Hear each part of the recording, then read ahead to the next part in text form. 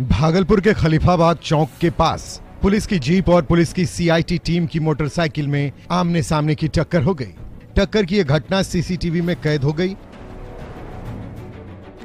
तस्वीरों में साफ देखा जा सकता है कि भीड़ भाड़ वाली सड़क पर एक तरफ से पुलिस की जीप आ रही है। जीप की स्पीड भी नॉर्मल है। तभी दूसरी ओर से दो बाइक साथ साथ आ रही है। बाइक पर पुलिस के जवान सवार हैं। तभी एक बाइक जीप से टकराती है। उसके साथ दूसरी बाइक भी जीप से टकराती है और दोनों बाइक गिर जाती है।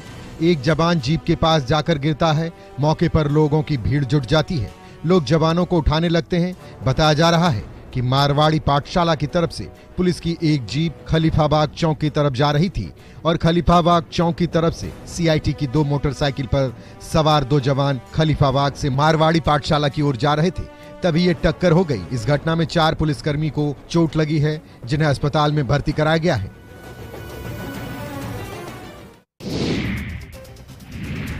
गंगा नदी की तेज लहरें और उन लहरों में हिचकोले खाती ये ओवरलोडेड नाव एक एक हिचकोले के साथ नाव पर सवार लोगों की सांसें अटक आती है। लोगों को डर सताने लगता है कि कहीं उनकी छोटी सी नाव इन तेज लहरों का शिकार न बन जाए। नाव का खेवैया भी डरे सहमे नाव को उस पार ले जाने की जुगत लगा रहा है। दरअसल बिहार में नाव हादसे की खबर आती रहती है, लेकिन प्रशासन इससे सबक सीखने को तैयार नहीं दिख रहा। भागलपुर के सुल्तानगंज में भी ओवरलोड के कारण कई बार नाव हादसा हुआ, लेकिन स्थिति नहीं सुधरी। हालत यह है कि अभी भी गंगा नदी में धड़ल्ले से ओवरलोड नाव का परिचालन हो रहा है। यहाँ छोटी नाव पर क्षमता से कहीं अधिक यात्री सफर करते दिख रहे हैं। ऐसे में अगर कोई बड़ा हादसा हो जाएगा तो इसकी जिम्मेदारी कौन लेगा? सुल्तानगंज के जहाज घाट की यह तस्वीर है। यहाँ रोजाना दर्जनों नाव को जरूरत से ज्यादा लोगों को लोड कर इस पार से उस पार ले जाते हैं। बेखौफ नाव चालक लोगों की जिंदगी के साथ खिलवाड़ कर रहे हैं, लेकिन प्रशासन इन पर कार्रवाई नहीं कर रहा है।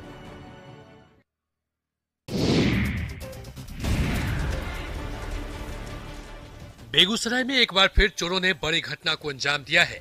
चोरों ने ज्वेलरी शॉप की दीवार काटकर लाखों की चोरी कर ली है। मामला तेघड़ा थाना क्षेत्र के तेघड़ा बाजार के अंसारी ज्वेलर्स का है, जहां रात में चोरों ने दुकान में सेंधमारी कर ली। आज सुबह जब लोग दुकान की स्थिति देखी तो इसकी सूचना दुकान के मालिक और पुलिस को दी। दुकानदार का कहना है कि चोरों ने करीब 20 लाख के गहने चुरा लिए हैं। फिलहाल पुलिस मौके पर पहुंचकर जांच पड़ताल में जुट गई है। गौरतलब है कि हाल के दिनों में चोरों के द्वारा जिले के विभिन्न जगहों पर चोरी की घटना को अंजाम दिया जा रहा है। खासकर तेघड़ा क्षेत्र में चोरी की इस घटना के बाद रात्रि गश्ती और पुलिस की कार्यशैली पर भी सवाल खड़े हो रहे हैं। ज्वेलरी शॉप में चोरी की घटनाओं के कारण इलाके में दहशत है। ज्वेलरी शॉप के मालिकों में हड़कंप मचा हुआ है और वो पुलिस से सुरक्षा की मांग कर रहे हैं। राजधानी पटना पुलिस एक बार फिर नाराज भीड़ से पिट गई। घटना कल देर रात की है। दरअसल पटना सिटी के बाईपास थाना इलाके में पुलिस एक चाय दुकानदार को पकड़ने गई थी। आरोप था कि चाय दुकानदार अपराधियों को बिठाकर चाय पिलाता है। दारोगा ब्रिजेंद्र गुप्ता के नेतृत्व में गई पुलिस टीम का लोगों ने विरोध किया। वहीं मारपीट के बाद उन पर पथराव भी कर दिया। लोगों का आरोप है कि पुलिस पैसे की उगाही के लिए चाय दुकानदार को पकड़ने गई थी, जबकि उसका कोई आपराधिक इतिहास तक नहीं था। पुलिस की इस कार्रवाई से लोग बेहद नाराज हो गए और सड़क जाम कर आगजनी कर दी। मौके पर पहुंची पुलिस ने चाय विक्रेता की मां को गिरफ्तार कर लिया। इस दौरान काफी देर तक बवाल होता रहा। पुलिस टीम में कोई महिला जवान नहीं थी। फिलहाल इलाके में हालात तनावपूर्ण हैं, लेकिन सवाल ये भी उठता है कि आखिर कब तक पिटती रहेगी पटना पुलिस।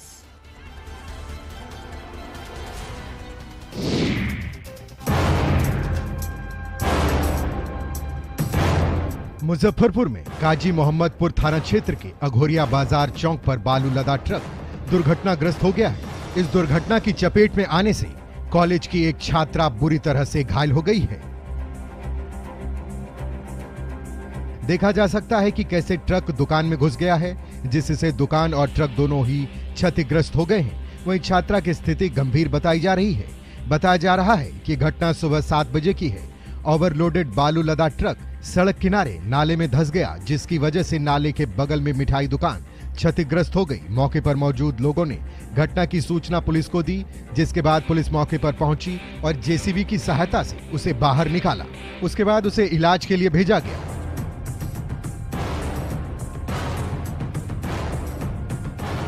इस रेस्क्यू में एक शख्स भी दुर्घटना का शिकार हो गया, जिसका इलाज जारी है। गोपालगंज पुलिस ने शराब माफिया के खिलाफ बड़ी कार्रवाई की है। बिहार में यूपी, हरियाणा और राजस्थान से शराब की खेप भेजने वाले बड़े माफिया समेत 9 लोगों को पुलिस ने गिरफ्तार किया है। वहीं 2 गाड़ियों समेत 900 लीटर शराब भी बरामद की गई है।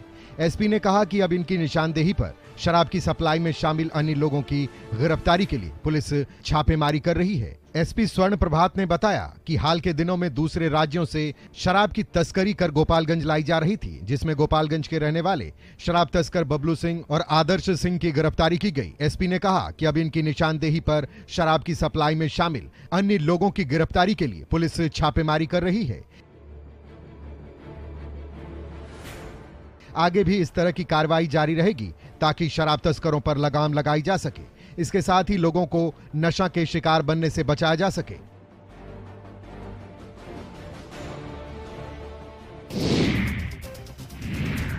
पलामू के नवाडी गांव में संचालित हिंडाल्को कोठोतिया कोल माइंस के विस्थापितों ने कोल माइंस प्रबंधन पर वादा खिलाफी का आरोप लगा रहे हैं।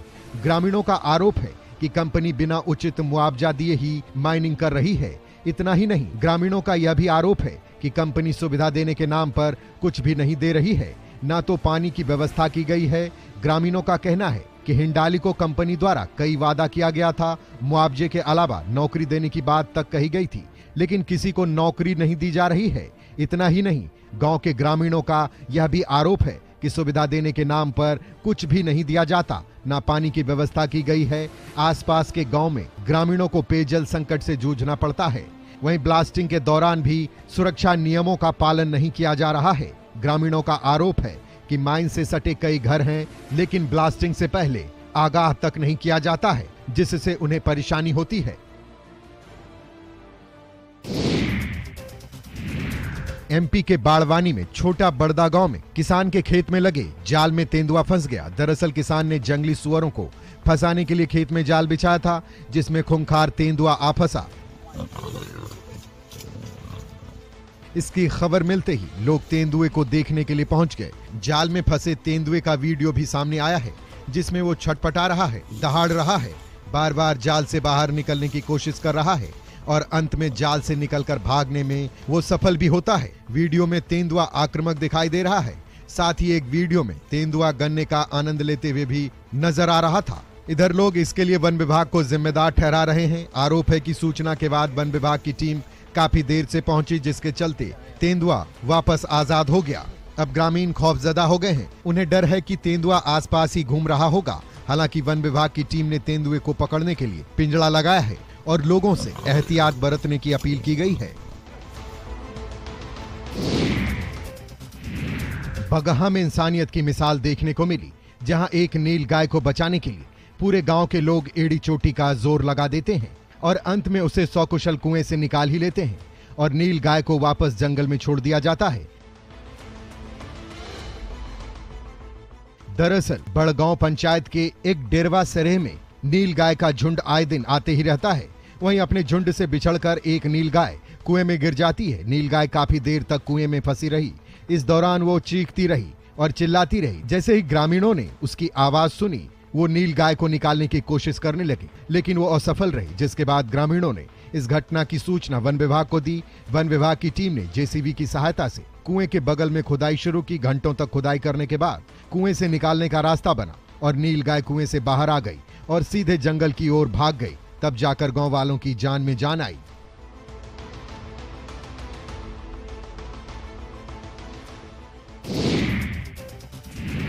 बेंगलुरु की सड़कों पर सरपट दौड़ रही ये अजीब सी गाड़ी देखते ही देखते मोस्ट सर्च्ड बन गई है। वीडियो में 3 पहियों वाला एक अजीब सा दिखने वाला वाहन नजर आ रहा है। दरअसल ये एक वेलो मोबाइल है, जो असल में 3 पहियों वाली एक खास तरह की साइकिल कार है। आमतौर पर ये यूरोपीय देशों में देखी जाती है। इसमें राइडर झुकी हुई स्थिति में बैठता है और अच्छी स्पीड प्राप्त कर सकता है। ये वास्तव में उन लोगों के लिए एक आदर्श वाहन है जो ट्रैफिक में फंसे बिना ऑफिस आना चाहते हैं। बेंगलुरु, मुंबई और दिल्ली जैसे मेट्रो शहरों के लिए यह मददगार साबित हो सकता है। नीले और सफेद रंग के इस वाहन का निर्माण एक रोमानियाई कंपनी वेलोमोबाइल वर्ल्ड ने किया है। सड़क पर थोड़े प्रयास से ही 30 से 50 किलोमीटर प्रति घंटे की रफ्तार से दौड़ सकती है। बेंगलुरु में स्पॉट किए गए मॉडल की कीमत लगभग 18 लाख रुपए है। प्रसिद्ध जैन संत आचार्य श्री प्रसन्न सागर जी महाराज की मौन साधना 28 जनवरी को 557 दिन पूरा होने वाला है। आचार्य श्री प्रसन्न सागर जी 21 जून 2021 से सम्मेद शिखर जी के स्वर्ण भद्रकूट में अपनी मौन साधना में लीन हैं। उनकी मौन साधना पूरी होने के उपलक्ष्य में मधुबन में 28 जनवरी से 3 फरवरी तक महापारणा प्रतिष्ठा महोत्सव का आयोजन होगा, जिसकी तैयारी अंतिम चरण में है। इस महापारणा को देश का सबसे बड़ा महोत्सव बनाने की तैयारी में जैन समाज जुट गया है। मधुबन स्थित मेला मैदान में पूरे समारोह का आयोजन होगा। इसको लेकर यहाँ भव्य पंडाल बनाए जा रहे हैं। देश भर से जैन श्रद्धालु, संत मुनि सहित कई हस्तियां यहाँ जुटेंगे। इस महोत्सव में देश के राष्ट्रपति द्रौपदी मुर्मू, उपराष्ट्रपति जगदीप धनखड़ के अलावा लोकसभा अध्यक्ष योग गुरु स्वामी रामदेव सहित कई बड़े हस्तियों को आमंत्रित किया गया है। गणतंत्र दिवस समारोह को लेकर जमशेदपुर के बिष्टुपुर स्थित गोपाल मैदान में फुल ड्रेस रिहर्सल किया गया, जिसका डीसी और वरीय पुलिस अधीक्षक ने निरीक्षण किया। परेड निरीक्षण के बाद उपायुक्त ने मार्च पास्ट की सलामी ली। इस दौरान उपायुक्त ने कहा कि परेड में शामिल टुकड़ियों ने अच्छा प्रदर्शन किया।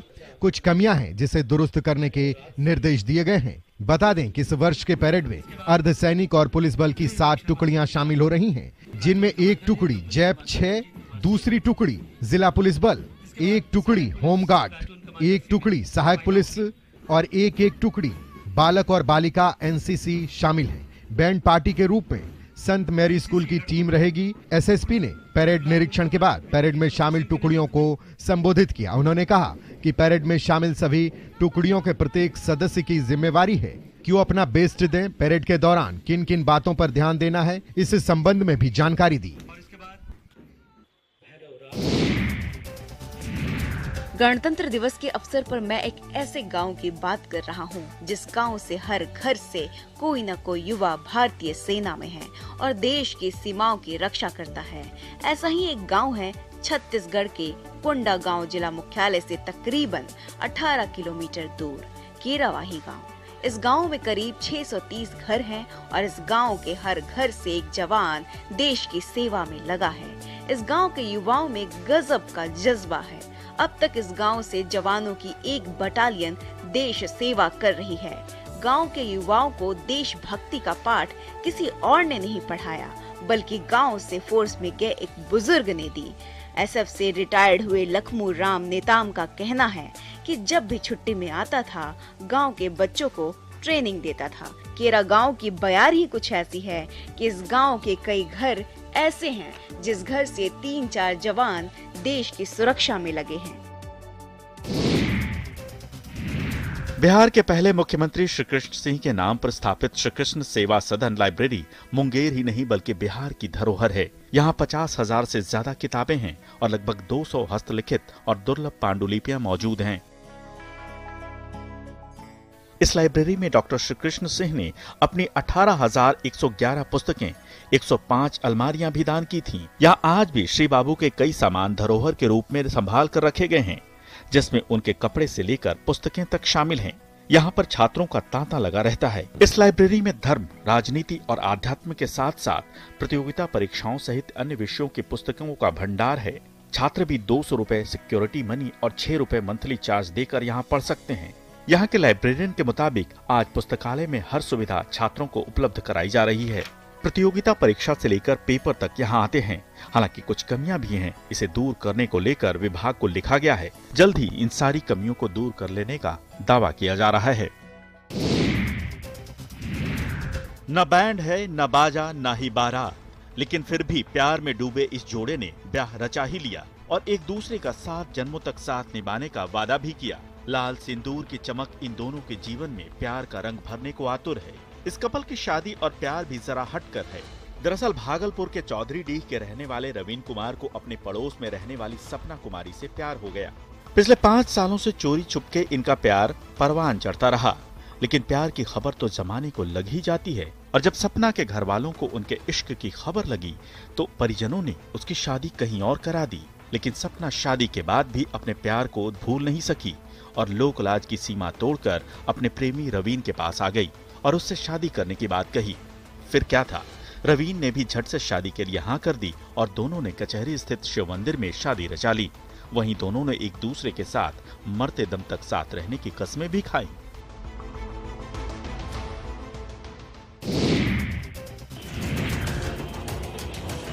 सीतामढ़ी के मेहसौल में सेंट्रल कोऑपरेटिव बैंक की जमीन पर आज बुलडोजर चला। जमीन पर पिछले 50 साल से कब्जा कर बैठे दर्जनों लोगों के घरों पर बुलडोजर चलाकर जमीन को खाली करा दिया गया। प्रशासन की इस कार्रवाई से कब्जेदारों में आक्रोश है। लोगों का कहना है कि वो जमीन का किराया दे रहे थे, लेकिन लोगों की दलील प्रशासन मानने के लिए तैयार नहीं है। जमीन पर रह रहे लोगों में काफी नाराजगी है, लेकिन प्रशासन मानने को तैयार नहीं और बुलडोजर के जरिए जमीन को जबरन खाली कराया जा रहा है।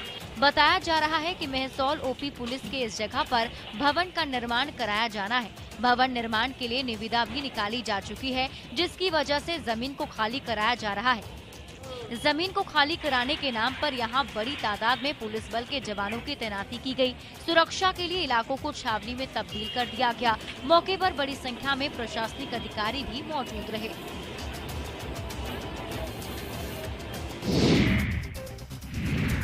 भागलपुर से शराबबंदी की पोल खोलती तस्वीरें सामने आई हैं, जहां सरे राह एक नशेड़ी नशे में धुत नजर आया। कितना पिया था? काफी देर शराबी सड़क पर यूं ही पड़ा रहा। दरअसल मामला मोहद्दी नगर का है, जहां एक शराबी को देखने लोगों की भीड़ जुट गई। शराबी की हरकतों को देखकर लोग हंसते रहे। शराबी कभी लोगों को देखता तो कभी लोगों से बात करता। काफी देर तक शराबी का हाई वोल्टेज ड्रामा चलता रहा। कुछ लोगों ने पानी देकर शराबी को उठाने की कोशिश भी की। करीब 3 घंटे के बाद युवक उठा और पूछने पर बताया कि उसने शराब पी थी। मामले की जानकारी पुलिस को दी गई, जिसके बाद पुलिस युवक को अपने साथ ले गई है। लेकिन सवाल ये है कि शराबबंदी वाले बिहार में शराब कैसे मिल रही है। एक तरफ जहां जहरीली शराब से मौत का सिलसिला थमने का नाम नहीं ले रहा है, तो वहीं दूसरी तरफ आए दिन शराबियों की तस्वीरें सामने आ रही हैं। आखिर इतनी सख्ती के बावजूद इन्हें शराब कैसे मिल रही है?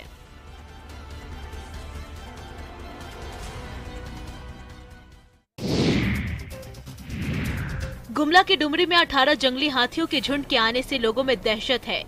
शंखसरडी और बेहरा टोली के बीच जंगल में दर्जनों जंगली हाथी विचरण कर रहे हैं, जिसमें 3 छोटे बच्चे भी शामिल हैं।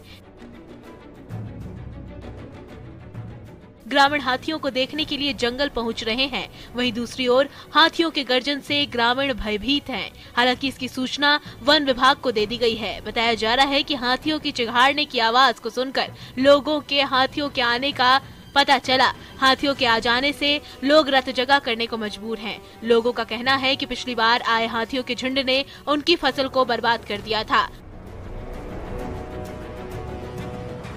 वन विभाग से कई बार हाथियों को भगाने की अपील की गई है, लेकिन अभी तक हाथियों की समस्या जस की तस बनी हुई है। हाथी उनके घरों को तोड़ देते हैं और उनकी फसलों को तबाह कर देते हैं, लेकिन वे लोग गजराज के आगे बेबस हैं।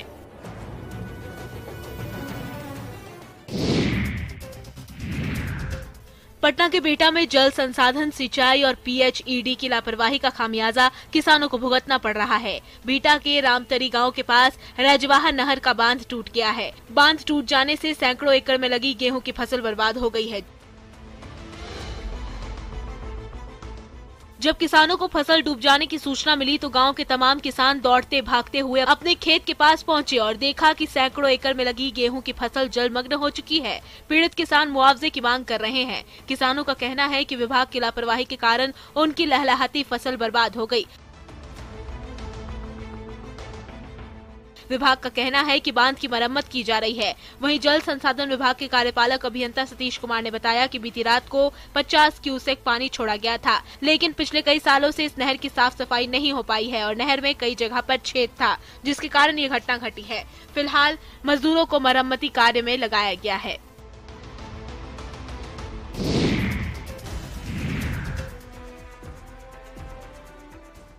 प्यार में धोखा खाने के बाद लोग देवदास बन जाते हैं, लेकिन ये लड़की तो प्यार में धोखा खाने के बाद प्रेमी से मिलने परिवहन विभाग के कार्यालय ही पहुंच गई। दरअसल ये पूरा मामला भागलपुर का है, जहां सिवान की रहने वाली आरती और उसके प्रेमी पप्पू का अफेयर पिछले 5 सालों से चल रहा था। लेकिन जब शादी करने की बात आई तो लड़का आनाकानी करने लगा। साथ ही लड़के के घर वालों ने लड़की वालों से 8 लाख रुपए दहेज मांगे। इतना पैसा देने में लड़की वाले सक्षम नहीं थे तो लड़के ने शादी से इनकार कर दिया, जिसके बाद युवती परिवहन कार्यालय पहुंच गई, जहां उसका प्रेमी पप्पू चलनत दस्ता में सिपाही है, लेकिन युवक वहां से फरार हो गया। जिसके बाद युवती अपनी मां के साथ जिलाधिकारी के पास गुहार लेकर पहुंची है। लड़की का कहना है कि पप्पू ने उसे धोखा दिया, इसलिए अब उसे न्याय चाहिए।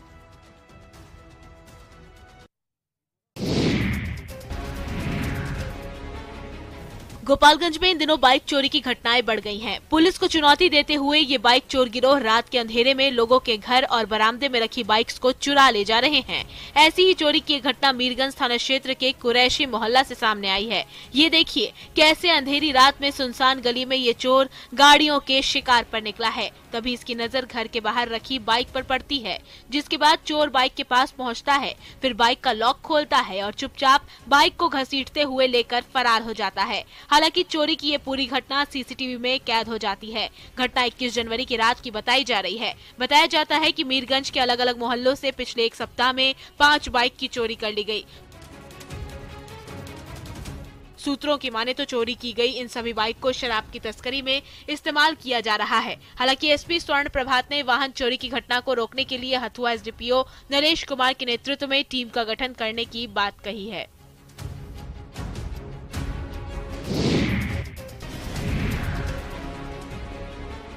जमीन के लिए जानी दुश्मन बने और मारपीट करते हुए लोगों का वीडियो सामने आया है। ये देखिए कैसे सरकारी कार्यालय में ही दोनों पक्ष आपस में भिड़ गए हैं और मारपीट कर रहे हैं। ये तस्वीरें मुंगेर के तारापुर थाना क्षेत्र के पड़भाड़ा गांव की है। बताया जा रहा है कि दो पक्षों के बीच जमीन विवाद काफी समय से चल रहा था। इसके निपटारे के लिए अंचलाधिकारी ने नोटिस देकर दोनों पक्षों को अपने कागजात दिखाने को कहा था, जिसके बाद दोनों पक्ष अपने कागजात लेकर आए थे। इसी बीच दोनों पक्षों के बीच जमकर मारपीट होने लगी। जानकारी के अनुसार आशीष वर्मा ने पड़भाड़ा गांव में जमीन मापी को लेकर आवेदन दिया था, जिस पर उनके ही गांव के लोगों ने आपत्ति जताई थी और शिकायत की थी। वहीं मारपीट की घटना में कई लोगों के घायल होने की सूचना है। मौके पर मौजूद लोगों का कहना है कि अंचल कार्यालय युद्ध का मैदान बन गया था। इसको लेकर तारापुर थाना में दोनों पक्षों ने एक दूसरे के खिलाफ मामला दर्ज करवाया है। पुलिस भी मामले की जांच में जुट गई है। हम आपको लाइव चोरी की ऐसी तस्वीर दिखाने जा रहे हैं जिसे देखकर आपको भी लगने लगेगा कि सावधानी कितनी जरूरी है। देखिए कैसे एक बुजुर्ग चोरों का शिकार बन जाते हैं। चोरी की ये तस्वीरें मध्य प्रदेश के छतरपुर के जिला अस्पताल परिसर की है, जहां एक स्कूटी सवार बुजुर्ग को बाथरूम जाना महंगा पड़ गया। तस्वीरों में आप देख सकते हैं कि कुछ बदमाश एक स्कूटी से रुपए निकालकर भाग रहा है।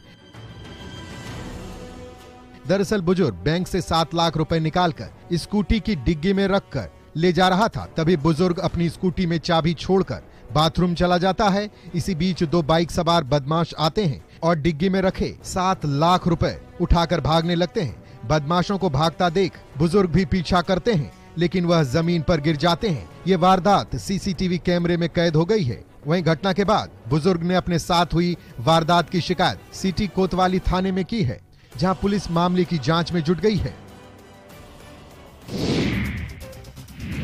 पटना सिटी के खाजे कला में अपराधियों ने एक व्यक्ति की गोली मारकर हत्या कर दी। घटना सदर काली मंदिर के पास की है। आपसी रंजिश में हुई इस हत्या के विरोध में परिजनों ने जमकर बवाल किया और आरोपी मोहम्मद शालू की दुकान में भी तोड़फोड़ का प्रयास किया।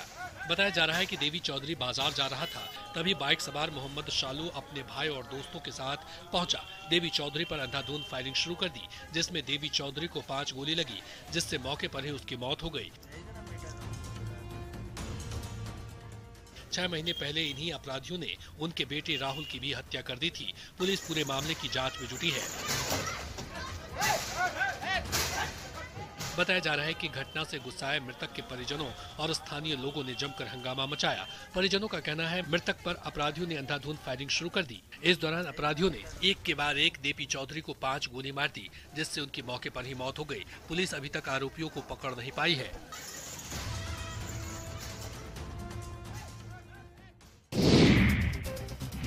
सहरसा से एक पिता की हैवानियत की खबर सामने आई है, जहां पत्नी से झगड़े के बाद पति ने मासूम बेटी की हत्या कर शव को नदी में फेंक दिया।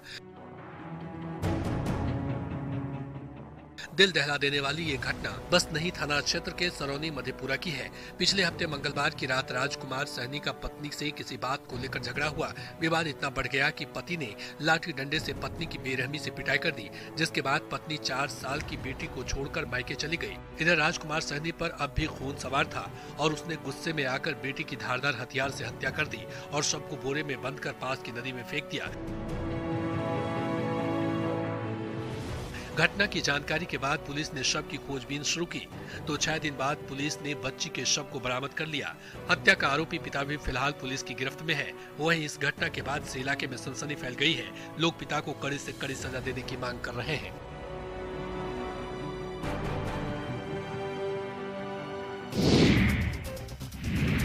उत्पाद विभाग और पुलिस लगातार शराब तस्करों पर कार्रवाई कर रही है, लेकिन शातिर तस्कर अपनी नापाक हरकतों से बाज नहीं आ रहे हैं और नए नए जुगाड़ लगाकर तस्करी में लगे हुए हैं। लेकिन पुलिस भी इन पर नकेल कसे हुए हैं। इसी कड़ी में कैमूर में उत्पाद विभाग की टीम ने ट्रक से भारी मात्रा में शराब जब्त किया है। ट्रक से 1530 लीटर शराब को जब्त किया है। आलू की बोरी की आड़ में शराब की तस्करी की जा रही थी। बीते पिछले 24 घंटे में मोहिनिया अनुमंडल के NH 2 से कार्रवाई करते हुए 2 ट्रकों पर भारी मात्रा में शराब की खेप जब्त की गई है। पुलिस ने ड्राइवर को गिरफ्तार कर लिया है। मामले में मोहिनिया SDPO फैज अहमद खान ने बताया कि DCM ट्रक से 170 पेटी अंग्रेजी शराब जब्त की गई है। ट्रक चालक हरियाणा का रहने वाला है। गिरफ्तार नरेंद्र कुमार से पूछताछ में पता चला कि शराब की खेप कुरुक्षेत्र से धनबाद लाई जा रही थी। ट्रक चालक से पूछताछ जारी है।